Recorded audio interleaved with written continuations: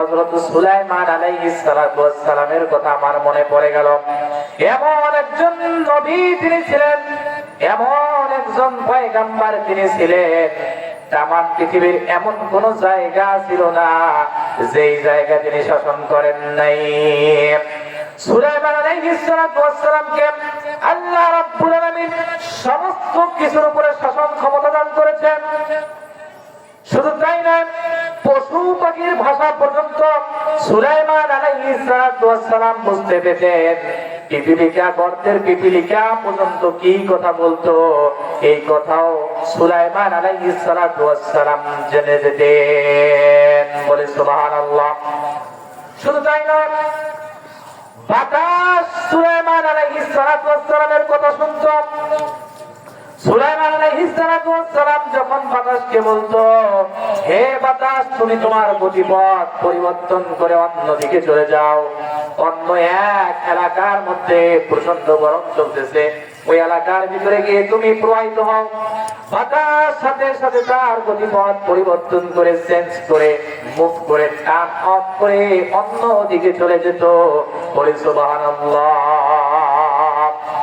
সুলাইমান আলাইহিস সালাতু ওয়াস সালাম এমন একজন পয়গম্বর ছিলেন, আল্লাহ রাব্বুল আলামিন ওনাকে এত বড় ক্ষমতা দান করেছেন। ওনার ক্ষমতা এমন ছিল যে এই পৃথিবীতে যত জিন আছে সমস্ত জিন হযরত সুলাইমান আলাইহিস সালাতু ওয়াস সালামের কথা মানত।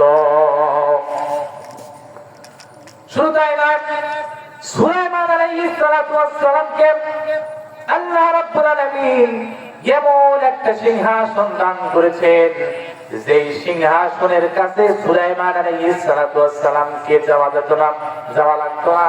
সুলাইমান আলাইহিস সালাতু ওয়াস সালাম যখন যেই জায়গায় যাওয়ার প্রয়োজন মনে করতেন, তখন সেই জায়গায় তার সিংহাসন চলে যেত। বলি সুবহানাল্লাহ।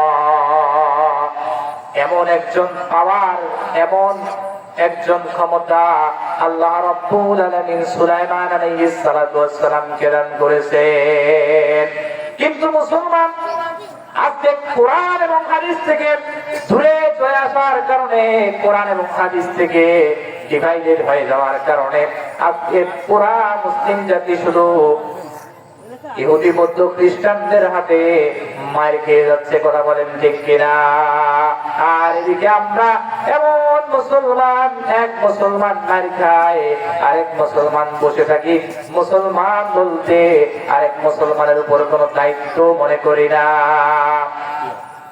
এজন্য কবি বলেন, ওরে মুসলিম তুই আজ কেন বসে, ওরে মুসলিম তুই আজ কেন বসে, চারদিকে আজ মা বোনদের কান্নার আওয়াজ আসে, চারদিকে আজ মা বোনদের কান্নার আওয়াজ আসে, আবার বিশ্ব আগে ভরে গেছে দেখো মুসলমানের লাশে, ওরে মুসলিম তুই আজ কেন বসে, নাক্কান মুসাববার মতো থাকবি কতকাল, দুনিয়ার ওই স্বার্থের লোভে হইয়া মাতাল, নাক্কান মুসাববার মতো থাকবি কতকাল, দুনিয়ার ওই স্বার্থের লোভে হইয়া মাতাল।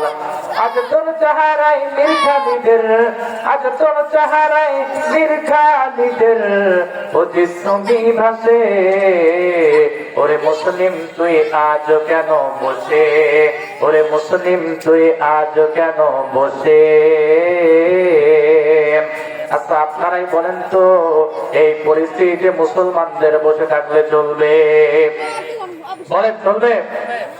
কই রে খালি ডোমর, এসেছে নতুন বদর, কই রে সেই দেখবি জয়ী নবীন মুজাহিদ, এখনো কি গাইতে হবে ঘুম ভাঙানোর গীত, এখনো কি গাইতে হবে ঘুম ভাঙানোর গীত। মরণেরই তরে ওদের গজিয়েছে ডানা, এ সুযোগে দে না রে তুই ওদের বুকে হানা,